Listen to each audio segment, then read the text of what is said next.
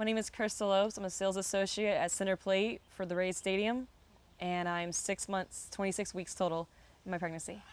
I went to Joshua House when I was roughly 4.5 years old, and I wasn't adopted until I was 7.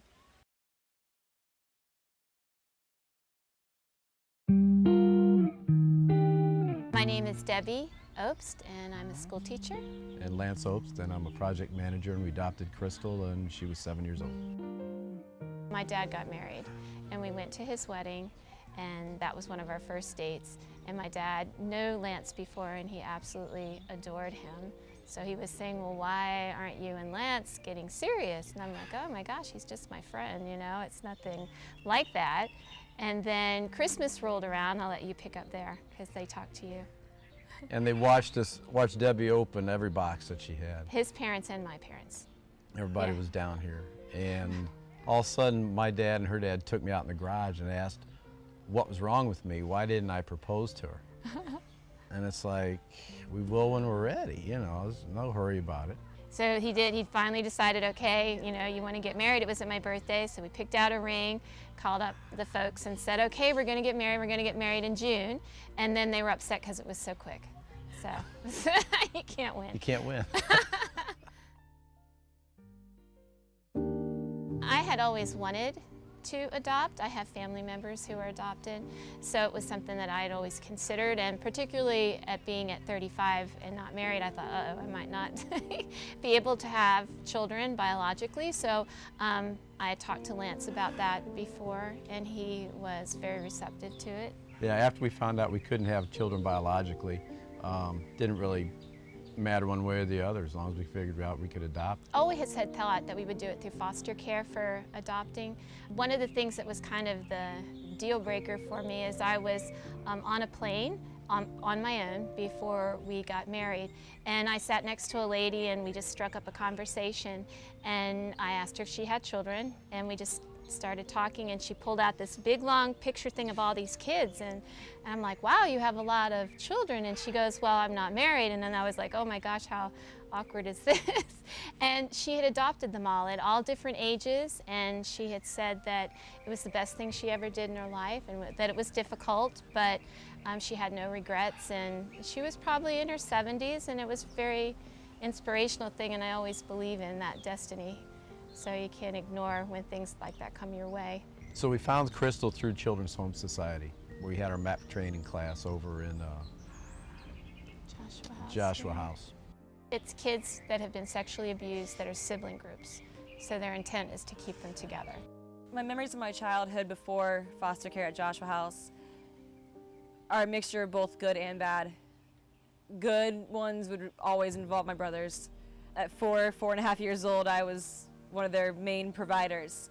And then of course there's the memories of my abuse, my biological father as well as my half-stepbrother. The memories of my abuse and neglect are constant. We were waiting and waiting, and actually had to call a couple people to get it going, and our caseworker said that a little girl was coming up, and we got to go over and meet her, and at 7 years old, she was running the whole house. She showed us the whole place, so it was pretty cool. You could tell that she could probably run the world if you let her when she was old enough, so it was pretty cool. She had a lot of personality, and articulate, and independent, and yeah, that was cute in the beginning. But it was just, we just felt that she had so much potential, and it was so sad that she was in that situation. We had found out that she had siblings, and so we thought perhaps that would be something too in the future, that we'd be able to adopt them. But they were never put up for adoption, only she was. Her family came through a history of foster care, and it was just a way of life. Well, at Joshua House, we were always told that the prospective parents were just coming to take tours of the buildings. We were never told that they were prospective parents. But we weren't dumb kids. We figured it out. We knew. So we always knew that when adults came in to have a tour of the facility, that whatever child was selected to give them that tour was the prospective adopted child. So when I first met Debby and Lance, and I'm asked to give them a tour, so I automatically knew what was going on. I was nervous, you know, living in a foster home, and knowing that you're up for adoption, you always wonder, okay, well, you see everyone else come and go, you always wonder, okay, well, is that ever gonna be me? And I remember going to bed that night, and I dreamed that they were my parents. I guess at that point, only time would really tell what was to happen, but I knew going into it that they were there to see me. But when she first started coming to live with us, it was just for the weekends. It was hard to take her back because we started to bond. And we knew going back wasn't the best situation. But then I think as time went on, she was able to stay longer periods of time until about a month and a half passed. And then she stayed with us. For the week and went home for the weekend. Right. Went to summer school with me, and then she was with us for good. Well, the first time I ever saw them outside of Joshua House and was actually informed officially that they were going to be prospective parents was when we met the ice cream parlor down the road from where the Joshua House is. And we're walking up to the front of the parlor, and I see these heads poke out from behind a pillar. And as soon as I saw them, I started running towards them. I shouted, "Mommy and Daddy," and immediately gave them big hugs. We sat there and ate ice cream, and that was the first of many visits. When we first got Krystal, it was really hard to understand attachment. When we got Chris, she immediately called us Mom and Dad. She loved us. And we were kind of taken back by that because we weren't really sure, well, how can you already care like that? So I think it was kind of something that we weren't really sure if she understood what it meant to know when she really did or didn't. Growing up without the affection of a parent before I was put in foster care, once I was given the opportunity to finally have parents, I think I really did try anything and everything, and I'd show off to the point of like annoyance, I'm pretty sure. I'd do anything to get their attention, anything to make myself seem more desirable, I guess, in a way. It wasn't until July 31st that I had my moving out party at Joshua House and was able to actually move in. And then it took me a little while to understand it. My mom explained it to me along the way, but they were technically speaking my foster parents at the time until December 2nd when we went to court and had my name changed and I officially became Krystal Obst and their daughter. When we adopted Krystal, she was already in touch with her birth mom, and that's part of the relationship they have at Joshua House, is that the birth parents are still involved. But one of the things that we decided as a family was then once we adopted her that we would follow what the law said because of the abuse, that she wouldn't be able to see her birth parents until she was 18. And we told her whenever that was brought up that that's what we have to do, because that is what the law said because of, you know, what she came from. There were times that she wanted to, but for the majority of the time she didn't express desire to see her birth parents. She did express to see her brothers, but not her birth parents, which took that load off of us. It's almost like she didn't really need them at the time. It was a little awkward because I haven't had anybody that small around me since my little brother. So it was different. And then with the situation that she came from, I didn't know how to really react around her all the time. So it was tough.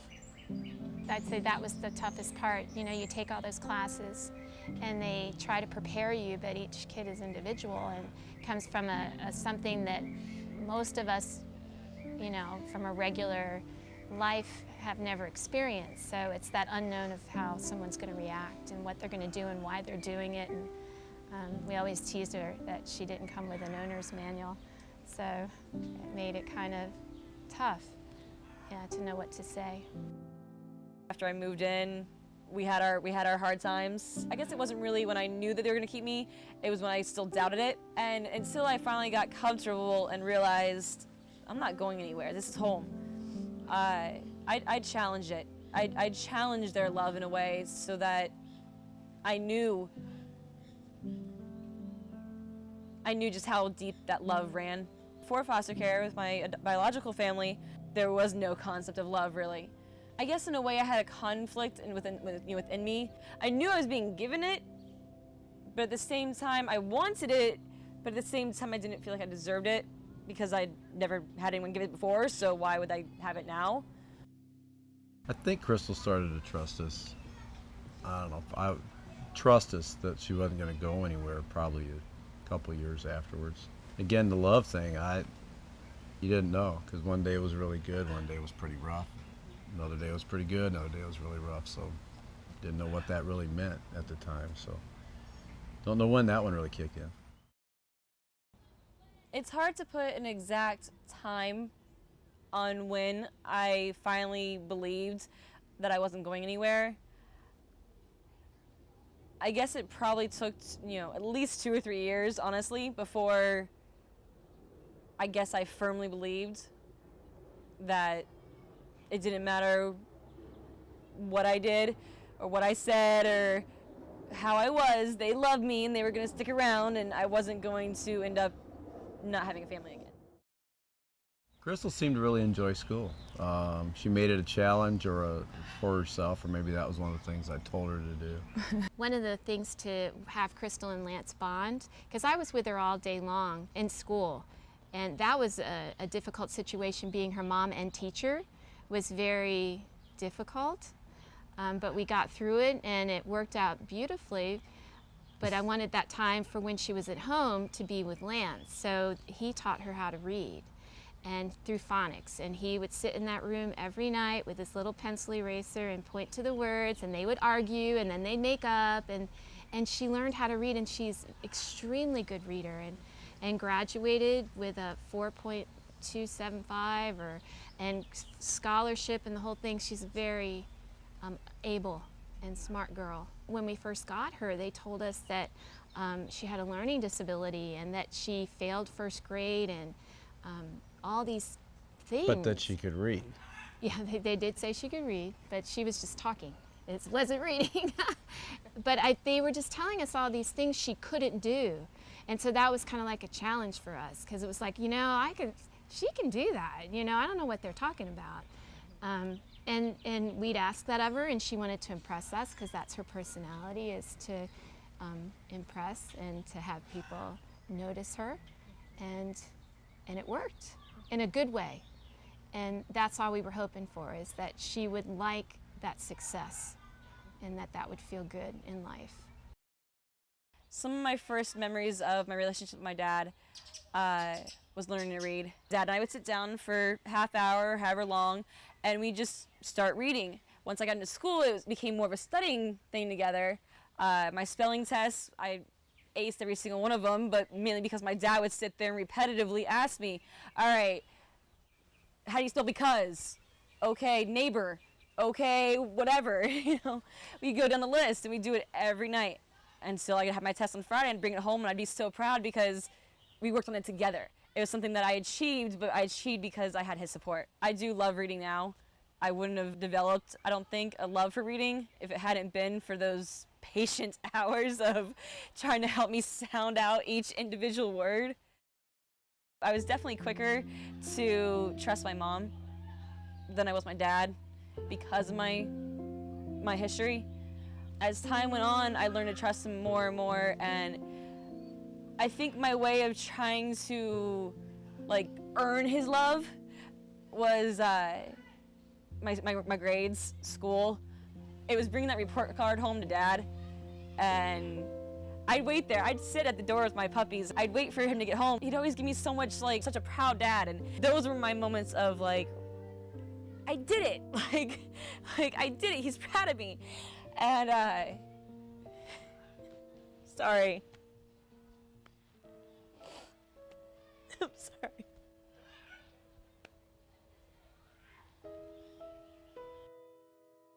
I think at some point, I believe that the better I did, the more I did, the more he'd love me.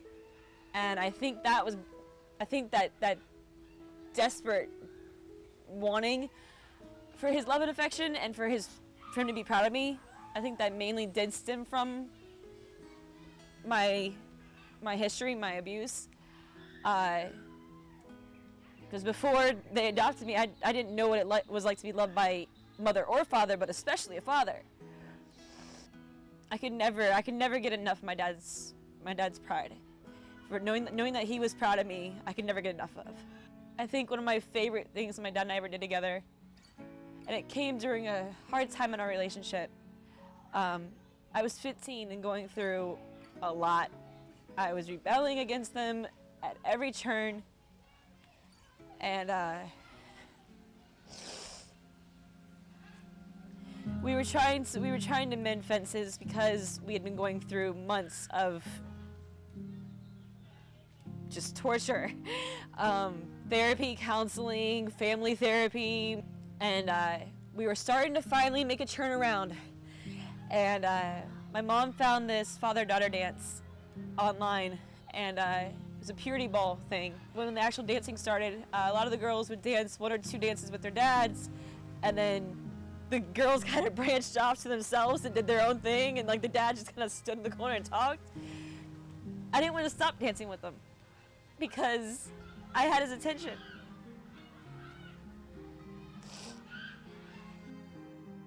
It was a fantastic night for me just because I was his pride and joy that night. That's how I felt anyway. I felt like I was his, I was his everything that night. Once she left school and went off to high school, it became very difficult in that aspect. It was heartbreaking for us. We kept really strict rules because we saw it as she was kind of floundering and going in all different directions, so we figured structure would guide her, but then at a certain age that structure she resented the structure. So it was a battle. And I told her she couldn't date till she was 30, so it didn't matter about boyfriends. So yeah, that didn't go over too good. That didn't work out. Krystal always had 2 choices, easy path or the hard path. That's what I always told her. She would always choose the hard path, every time. So that was... And it was a given. It was like, and you'd even talk to her afterward, because that's one of the things with, behavior modification that you learn as a teacher, and learning lessons, and, okay, now let's talk about what you did. Now, what would you be your better choice? And she knew, but yet she couldn't make that.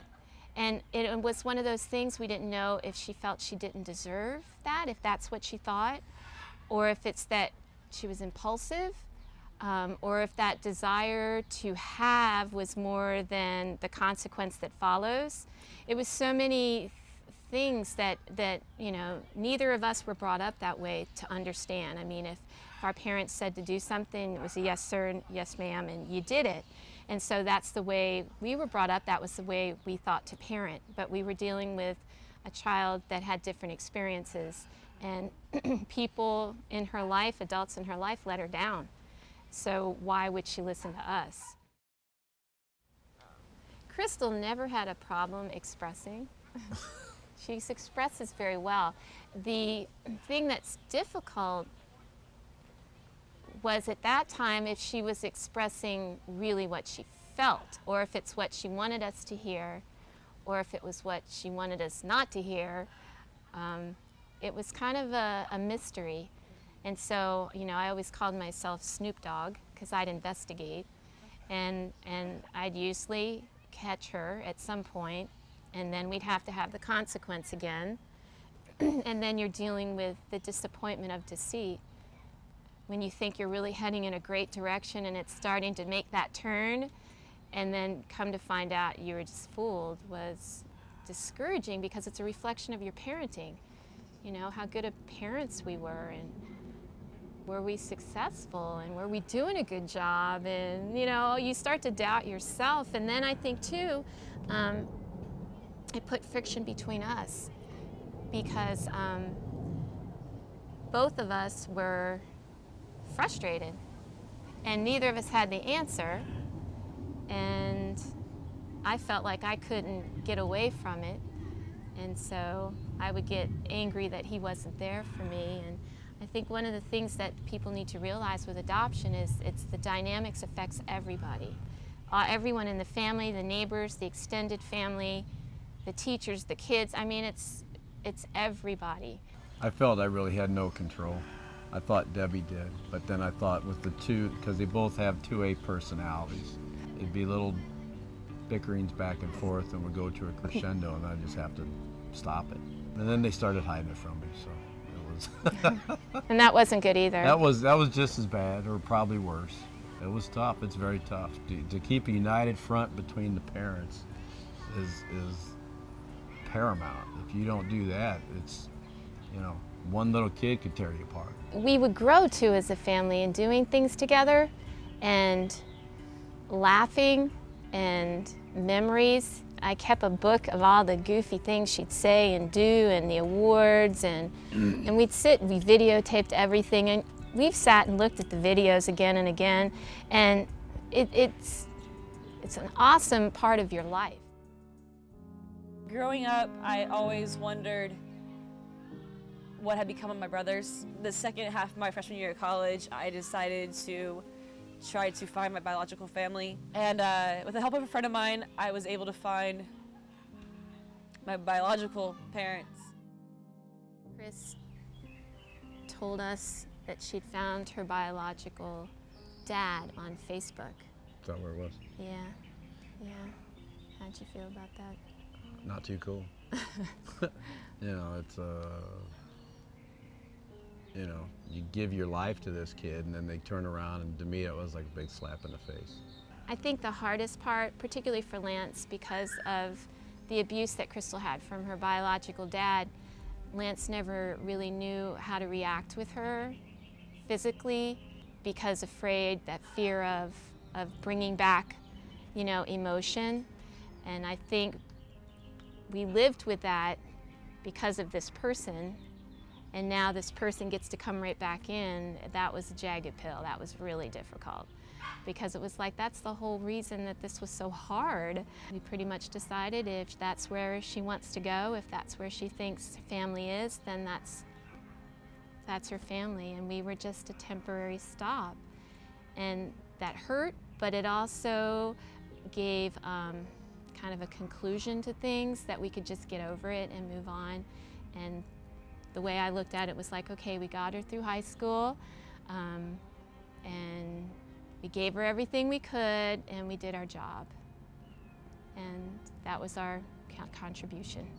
And if we're not mom and dad after that, then that's just the way it's gonna be.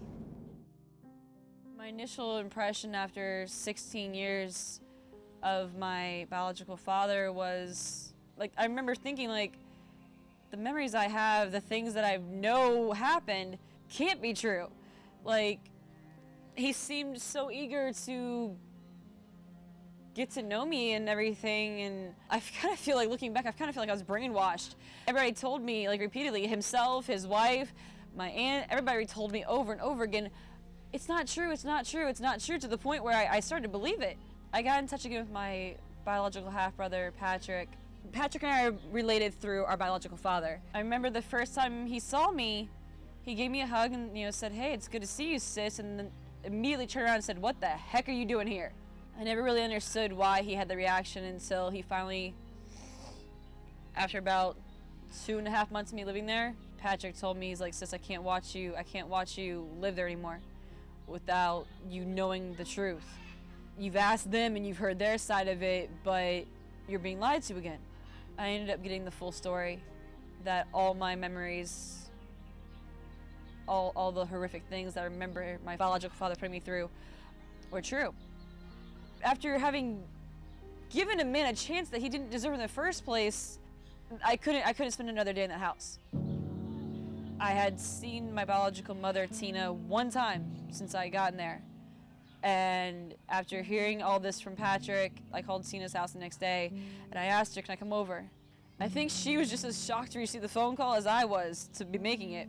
I went over to Tina's and I talked to her and I explained to her what had happened and everything, and I told her flat out, no offense, I don't trust you any more than I trust him, but at least I know you didn't abuse me quite the way he did. Is there any way that I can stay with you until I can find somewhere else or something? And Tina was thrilled. My first night there, we sat down for about 4 or 5 hours and just, I didn't say anything for the 4 or 5 hours. She just sat there and apologized. To say that I forgive her for everything, for the neglect, for the complete and utter lack of motherly love and parenthood that I experienced with her, to say that I forgive her for it completely would be a complete lie. I don't completely forgive her.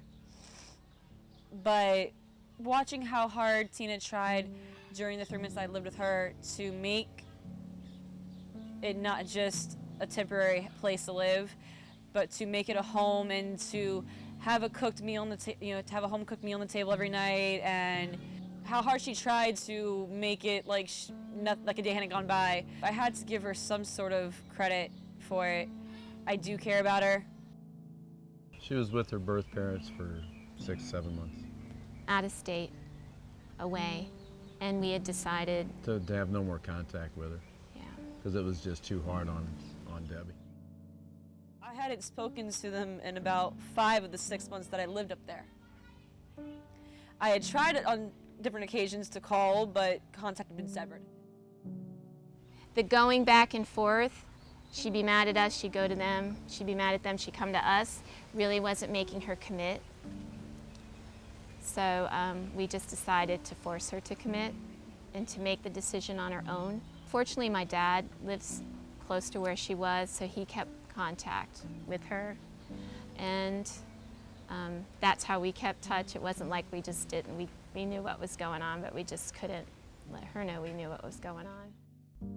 I remember I was hanging out with some friends and someone mentioned the date. It was our anniversary with me having officially been adopted, and it hit me like a brick wall.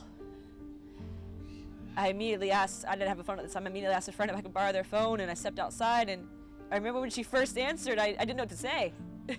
We talked for a little bit, and she asked me how I was doing, and I gave her the basic answer, I'm okay, I hate it here. I asked if Dad was around, and she said that he was busy. At the end of the conversation, I told him I told her, I love you, and she didn't say it back. And it cut like a knife, and it made me realize, God, you really messed this up. You threw away something that was preciously given to you just to find answers that you really didn't need. And I was better off not knowing the answers to some of the questions I had about my biological family. I had growing up enough answers that I really didn't need to hear it for myself, but I guess I did. Looking back, I wish I just accepted what I knew as a child and never went searching for more. My dad always used to tell me, there's 2 ways to do it. There's 2 ways to do everything, either the easy way or the hard way. And I always chose the hard way. And fortunately, she decided to come back down here with an opportunity to live at Joshua House, an apartment at Joshua House. And we were very excited about that. You were very excited about I was very excited about that. I didn't want it, Yeah. to be honest. It's like, you tear her up as much as it was, I didn't want it around here anymore. So. It's like stepping out of the skillet into the fire, you know what I mean? I didn't realize at the time how much damage I was doing. Looking back, I wish I'd never looked. I wish I'd never started searching in the first place.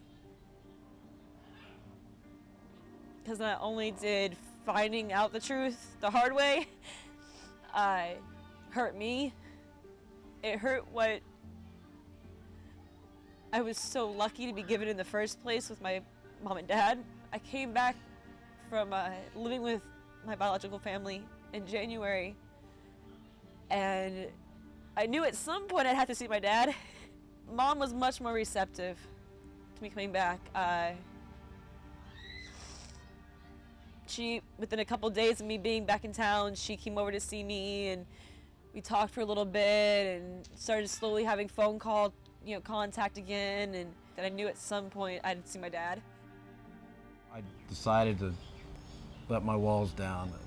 A friend of mine has gone through a really tough relationship with somebody, and he said there comes a time where you have to stop looking at the past. You got to move on, and instead of thinking of as pure hell, you got to start thinking of it as a blessing of whatever's coming out.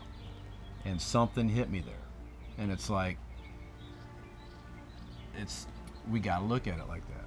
So I think I came home that night and said something to you about that, and it's the I don't know, all the anger and frustration and stuff sort of truly went away. And I actually didn't end up seeing him when I got back until my birthday, my 21st birthday. And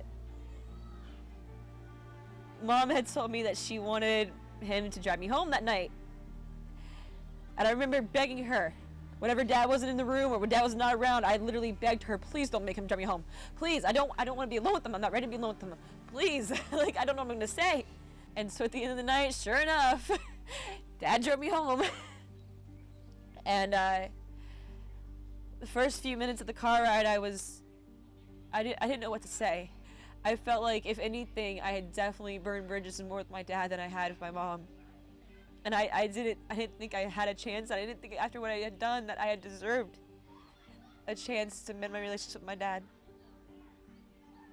Mom has always been more of a 100,000 chance giver, whereas Dad, I always kind of felt like if I messed up, that'd be the end of it. And so when we finally did start talking in the car ride home, and his tone was so relaxed. He asked me, because at the time they knew I was expecting my child, and he asked me, how are you gonna do this, and what's your plan, and just the amount of receptiveness when it amazed me. He had me carry my stuff upstairs, and I gave him a hug before he left, and I told him, I love you.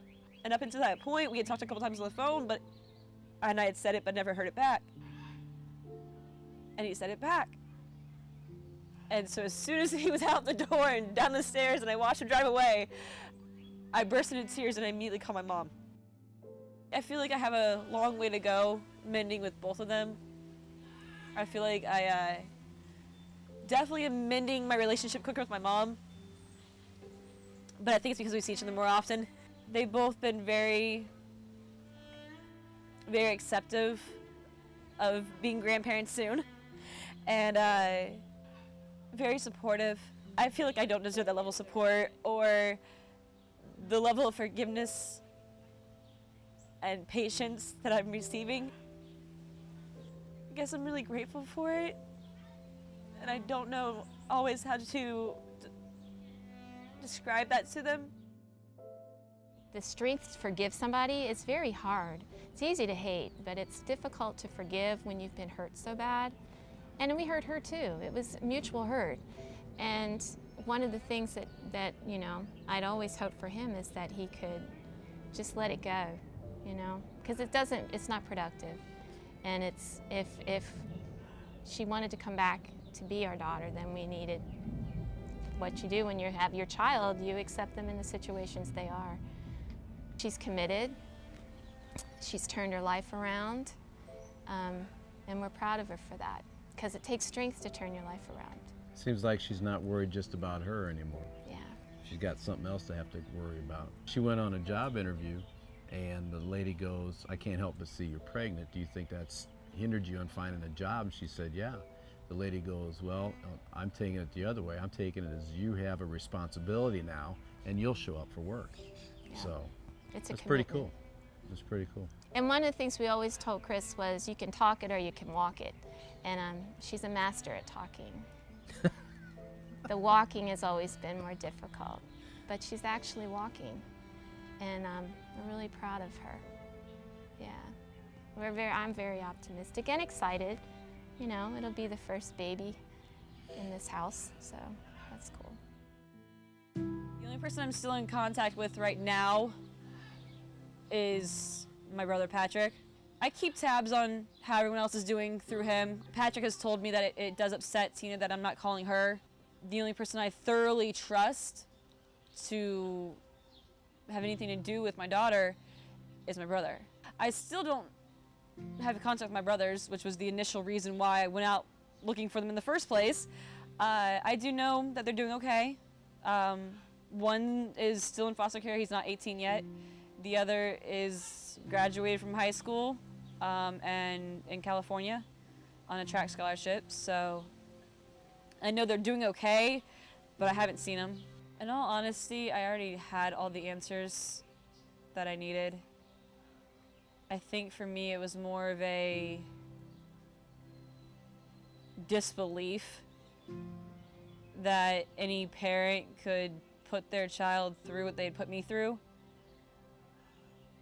And I guess I needed to hear it for myself.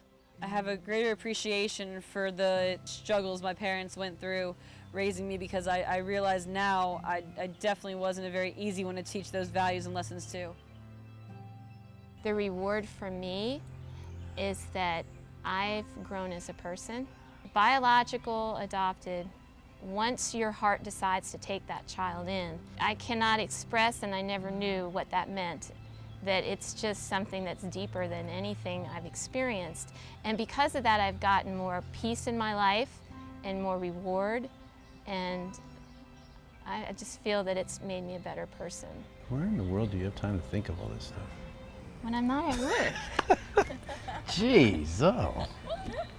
Girls think about these things. Obviously. Yeah, we're deep. I can tell you how you've changed, but I've you lost have all to my tell. hair. Now we've got I've gotten fat. no stop. You have not. There's been a lot of good times, and it's going to get a lot better now. So it's turned back around for a good positive. So it's chapter 2. It'll be cool.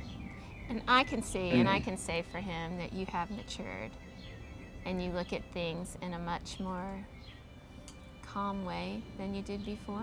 Really? Yeah. And I think he's wiser. When we first met, I wasn't sure. I mean, I knew he'd be a good dad, but he's a really good dad. I mean, you're really good at that. You are. He's grown up a lot. You know, when you don't get married until you're later in life, you're a kid for an extended period of time. And if there's a point where you have to face those next phases in your life. No way. Yeah, I know. He's still in denial. And I think advice that I would give adoptive parents would be, don't feel weak and that you're a bad parent. You're doing the best you can. And everybody's situation is different, but it's also the same because the hurt's the same. So if you think you're alone, all you have to do is find another adoptive family and sit down for 15, 20 minutes and you'll find out you're not alone, and perhaps that you're even doing a better job than you think you are, and that it's not easy, but it's not that hard either. Ask for all the help that you can get and take it. Don't think that it's all rosy, because it's not. And don't take constructive criticism the wrong way. But I think attending a support group and going out and reaching out to other families, if we would have done that earlier, I think we would have had more success. I still think we'd be at the same place, but it would have been a greater chance. It's been easier for both of us. Yes. To know that we weren't alone. Right, us physically, because it did wear on us physically and mentally as well, because we were beating ourselves up. Lost my hair. No, you didn't. I was blown away the first time I saw Krystal. Just with everything I thought in my mind she had to offer. And then I thought Debbie would have a real keen eye, being a teacher and being around kids. So I followed her lead, you know. And as far as learning how to love, that was tough, because I hadn't been around children. And I wish I could tell you the pinpoint when it happened. I don't know. But probably in the very, very near future after first meeting her, man, you care deeply for the kid. all you want to do is do the best that you can and give her every opportunity that you could. I knew that I fell in love with Krystal immediately. We got in the car after we met her at Joshua House. We got in the car and the caseworker said, well, you guys go home and talk about it and then give me a call tomorrow. We weren't even out the driveway. And I'm like, okay. I like her, she's so cool. And I just loved her. I loved her spunk and her personality, and I just thought she was a perfect fit for us. And I knew that Lance, we have all these videos of the first time that Krystal rode her bike, got her training wheels off, and I've played those videos back, especially, you know, in the last year when things were really hard and I missed her so much. I'd play these videos back and I'd see the interaction between the two of them. He loved her. He just maybe didn't know, but he loved her. And she loved him a lot. Yes, she did. No. She was always trying to impress him. And I saw that. You hear on a regular basis about children being put up for adoption in the foster care system and staying in it until they're 18 and aging out. And I know when I was in foster care, there was a time when I thought that was going to be me. So I'm grateful and fortunate to have been one of the lucky ones that got a family, and not only got a family, but got one that was so loving and supportive, and not just my parents, but my grandparents as well.